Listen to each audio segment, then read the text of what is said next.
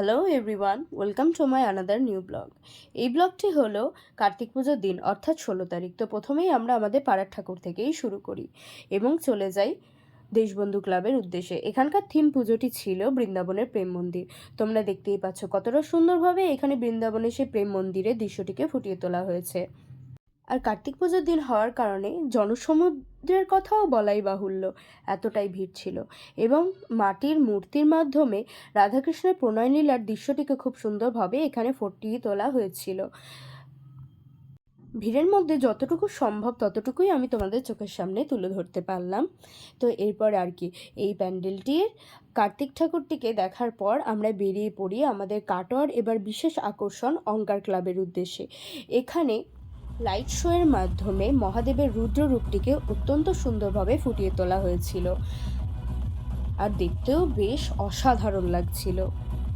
তারপরে আর কি, এই লাইট শোটি দেখার পর আমরা গুটি গুটি পায়ে এগিয়ে যাই সবুজ পাতা ক্লাবের উদ্দেশ্যে।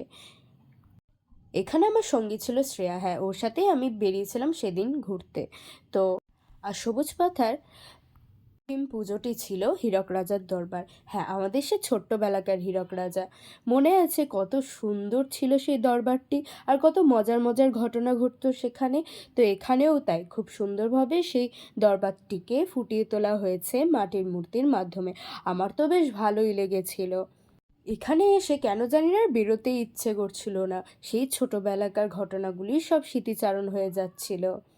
দরবারটি বেশ বড় রকমেরই হয়েছিল, তাই ঘুরে ঘুরে আমরা চারিদিকটিকে দেখছিলাম।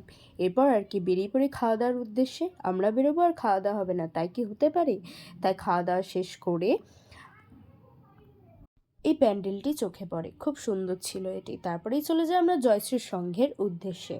এখানকার থিম পুজোটিও ছিল খুব সুন্দর।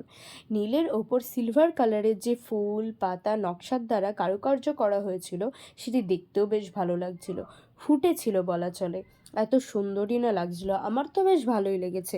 তো এখান থেকে বেরিয়ে পড়ি অক্সিজেন ক্লাবের উদ্দেশ্যে। আর এখানে ছিল আমাদের মিষ্টি গনু দাদা। তারপর এখান থেকে চলে যাই আবার ঘুরতে, দূরের কিছু ঠাকুর দেখতে। তো যেতে যেতে রাস্তার পাশে এই সুন্দর প্যান্ডেলটি, কি সুন্দর তাই না? গাছ পাতা ফুল দিয়ে খুব সুন্দরভাবে এখানে সাজানো হয়েছিল। তারপরে তুলো দিয়ে হাতের কিছু কাজও এখানে লক্ষ্য করা যাচ্ছিল। এখানকার মূর্তিটি ছিল মা সিংহবাহিনী। ছোট্টর মধ্যে হলেও কি সুন্দর লাগছে তাই না? তারপরেই চলে আসি বাড়ি যাওয়ার উদ্দেশ্যে। বাড়ি আসার পথে দেখতে পাই মাঠের মধ্যে এত সুন্দরভাবে আতশবাজি ফাটানো হচ্ছিল। তো কি আর, পছন্দের বেলুন কিনে বাড়ি চলে আসি। তো টাটা।